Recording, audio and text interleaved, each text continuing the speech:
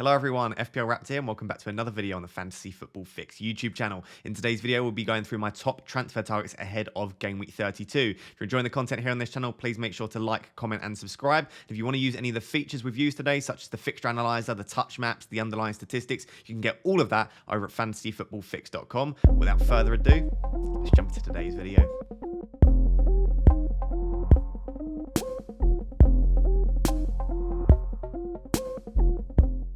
So guys, starting off with one which I think will be very popular this week, we've got Mateta versus Hernandez. Now the strikers this season in FPL, specifically sort of after Christmas, have been absolutely horrific. And to be honest, I think most of us would quite like a 4-5-1 with just Kane up top and then two dead strikers. The issue is with those sort of cheaper £4.5 million-ish strikers is that they just don't play. Whereas you can get away with a £4 million defender and a £4.5 million midfielder that do play. So I still think it might be worth potentially going for a slightly more expensive sort of second striker in someone like Mateta or Cucho Hernandez. You could potentially even go for, and I am considering this on my wildcard, a front three of Kane, Mateta and Hernandez. I think that could work very well. But what we're going to do today is we're going to look at the two of them, compare the two of them and discuss if you're only going for Mateta or Cucho, which one should you be going for?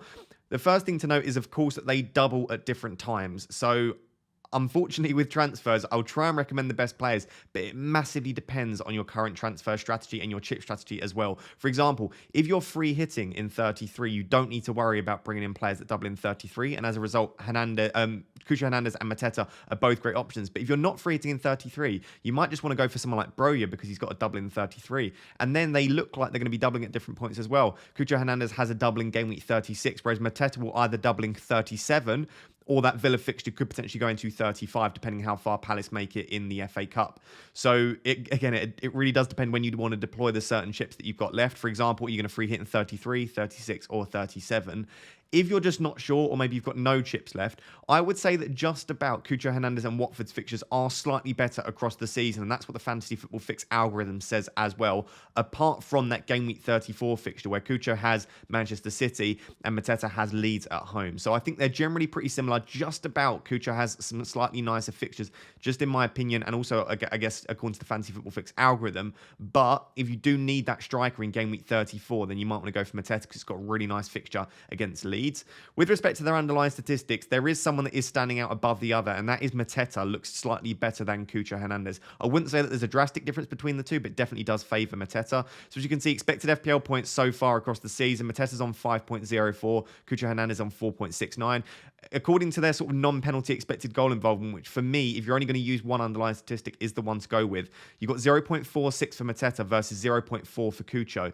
However, whilst that looks fairly close, most of Mateta's is made up through expected goals, whereas Cucho Hernandez has got sort of a pretty equal split between expected goals and expected assists. So Mateta has a 0.38 non-penalty expected goals per 90, whereas Cucho Hernandez has a 0.24.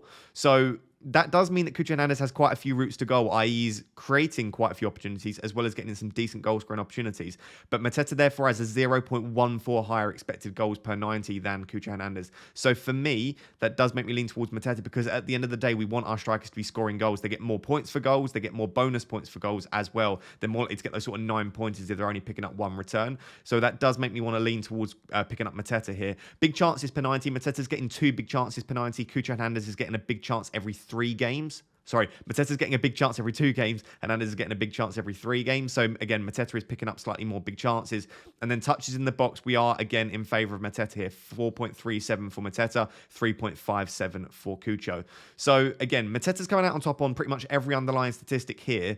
However, there's not a drastic difference between the two. So at the end of the day, I think this does come down to when you plan on playing your chips. If you're planning on free hitting in 36, I would argue that it's probably better to go for Mateta. If you're free hitting in 37, I would argue that it's probably better to go for Cucho Hernandez. If you've not got any free hits at all, I think you've pretty much got an equal split between the two. And like I said, there's definitely justification to go with Kane, Mateta and Cucho. The last thing that I will note is that neither of these guys are nailed on in their teams. Cucho Hernandez has rotation threat from the likes of Dennis, King, Ismaila Sarr's now back fit, João Pedro. A lot of these players can sort of rotate across that front three. And then with Mateta, they've got the likes of Edouard, Ayew, Zaha, obviously like Elise and Eze when they're fit can play in the midfield, which might push some certain players higher forward. So I don't think either of these are completely nailed on in their team. It comes down to, like I said, chip strategy, which player you think will play the majority of the minutes. With all of that put together, I would just about lean towards Mateta.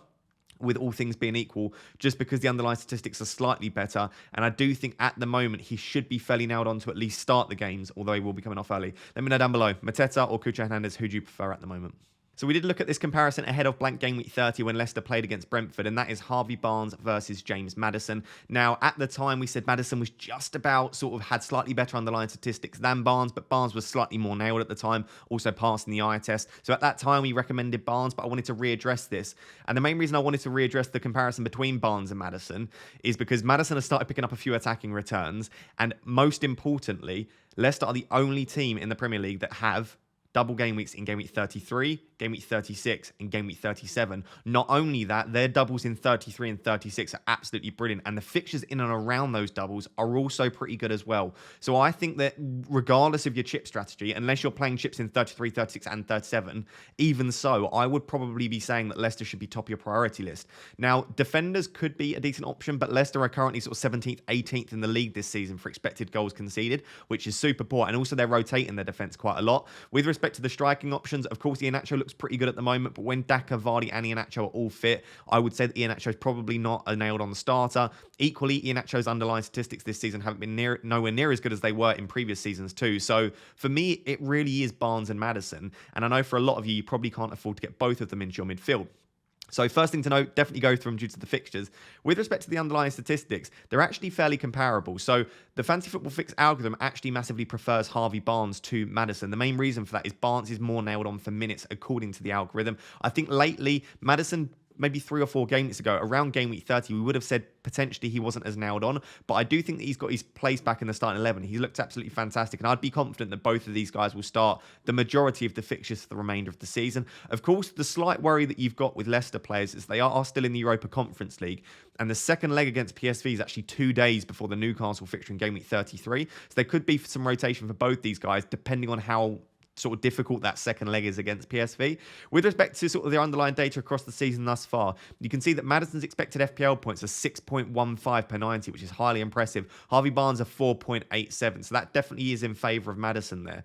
And it's also in favour of Maddison for non-penalty expected goal involvement. So Maddison's got a 0.44 non-penalty expected goal involvement across the season.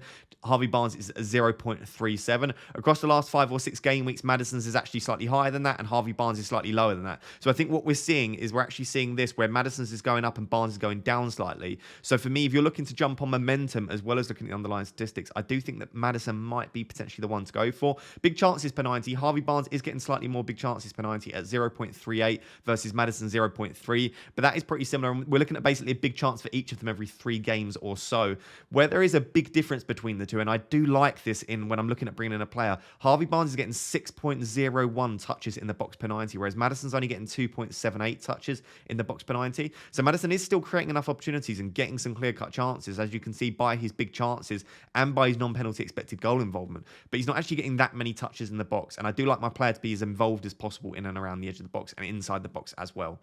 So I would personally say that if I had to choose one at the moment, I would actually lean towards Maddison.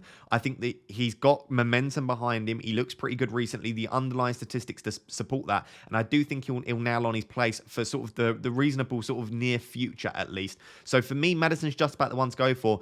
I don't think you can really go wrong with either. For me, on my game week 33 free hit, I'm almost definitely going to have both of these guys, obviously depending on what happens in the Europa Conference League and injuries as well, but I'll probably have both Barnes and Maddison. On my game week 34 wildcard, I'll probably only be able to get one in. If I can only get one in, like I said, at the moment I'm currently leaning towards Maddison, but let me know down below, are you going to have either Barnes or Maddison? If so, which one? Or are you potentially going for the double up? I do think that they are 2 of the best mid-price options in midfield at the moment in FPL.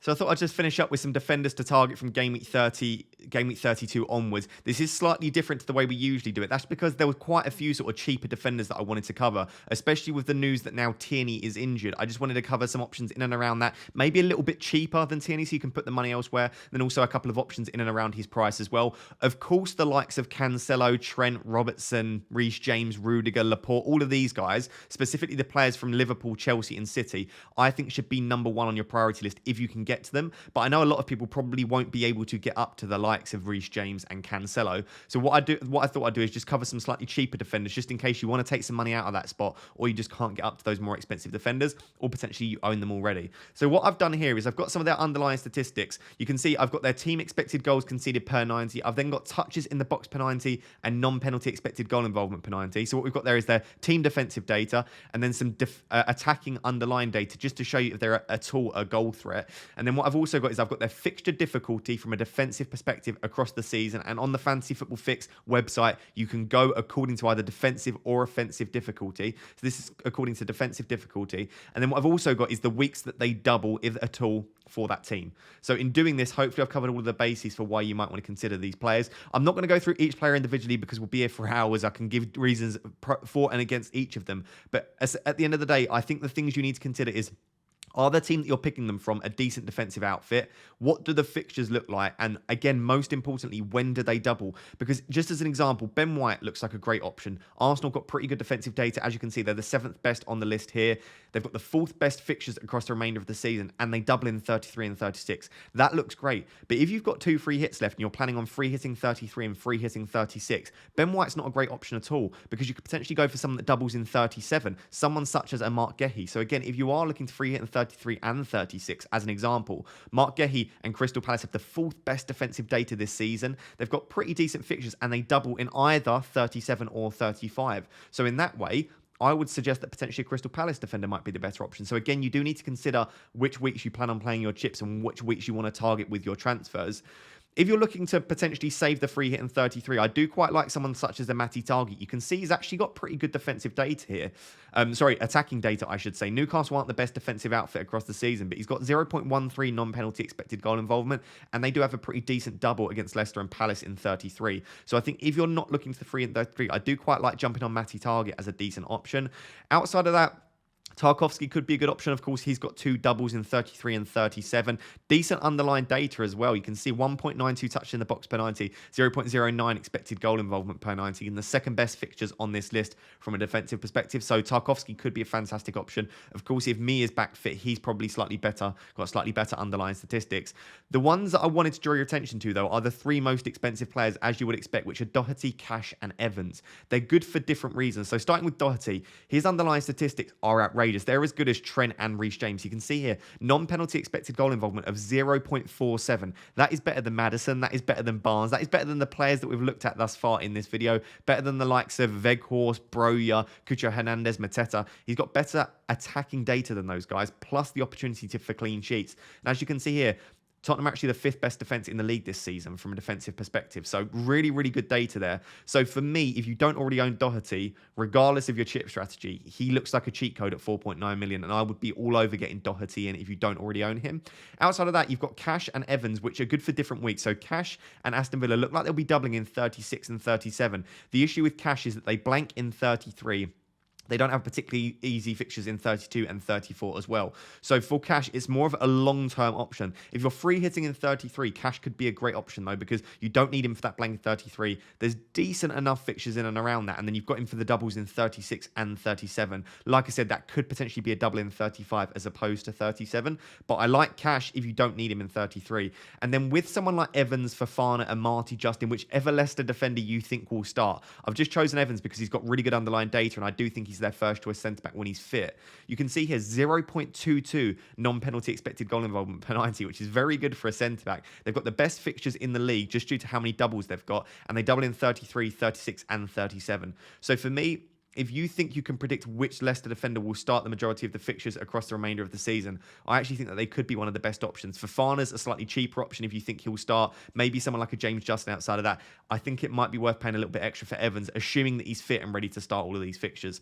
So let me know down below if you own Tierney or if you're looking for a cheaper defender, who is at the top of your list. If you can stretch to Reece James, Laporte, Cancelo, I still think they're probably worth going for. Outside of that, Doherty looks like he's got unbelievable underlying statistics here, and Tottenham are defending fairly well. Outside of that, it would probably then be, like I said, Tarkowski, Cash, and Evans, but it does depend on when you plan on playing your chips. So guys, there you have it. That is my Game Week 32 top transfer targets with slightly more options at the end in the defensive positions. As always, let me know down below, who are you targeting for Game Week 32? Does massively depend on when you plan on playing your chips, because unfortunately, that's what is going to revolve around now. With 33, 36 and 37 all being double game weeks and people going in different directions, it's going to be very difficult to give just generic advice on who to bring in. But hopefully this video was still helpful. If you did enjoy the video, please make sure to like, comment and subscribe. And also, if you enjoyed any of the features we used today, such as the Opta statistics, the fixture analyzer, the player touch maps, whatever it may be, you can get all of it, everything I've used today, you can find over at fantasyfootballfix.com. So do go and sign up. You can sign up for free and get a lot of the features for free. And of course, if you enjoy it, you can upgrade your membership as well. Until next time, guys, thank you so much for watching. Cheers. Bye-bye.